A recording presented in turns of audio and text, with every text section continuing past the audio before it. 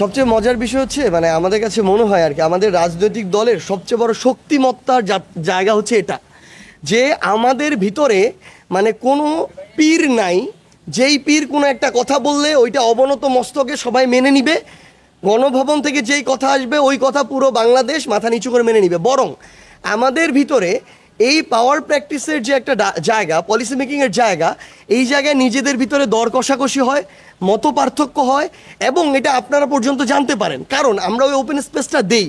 এটাই হচ্ছে আমাদের দলের ভিতরে ডেমোক্রেসির যে চেষ্টা বা ডেমোক্রেসির যে এনভায়রনমেন্ট, সেটা আমরা আপনাদেরকে একটা জিনিস ক্লিয়ারলি বলে দিই। আমাদের ভিতরে এই মত পার্থক্য অভ্যুত্থানের শুরু থেকে এই ডিসিশন মেকিংয়ে আমরা এই ডিসকাশনে যাইতাম। আমাদের ভিতরে প্রচুর যে কোনো একটা বিষয়কে সামনে রেখে প্রচুর যুক্তিতর্ক হয় এবং ফাইনালি যখন একটা ডিসিশন হয় আমরা সবাই ওই ডিসিশনের উপরে দাঁড়িয়ে সিদ্ধান্ত বাস্তবায়নে যাই। একইভাবে এই রাজনৈতিক দল গঠনের একটা প্রক্রিয়া, এই জাতীয় নাগরিক কমিটি কিংবা বৈষম্য বিরোধী ছাত্র আন্দোলন এমন একটা প্ল্যাটফর্ম যেখানে ফ্যাসিস্ট বিরোধী আন্দোলনের সকল স্টেক হোল্ডার আছে। এখানে এমন অনেক মানুষ আছে যারা বিভিন্ন ঘরানায় রাজনীতি করতো, এখন তারা এই প্ল্যাটফর্মে এসেছে নতুন বাংলাদেশের চিন্তাকে সামনে রেখে।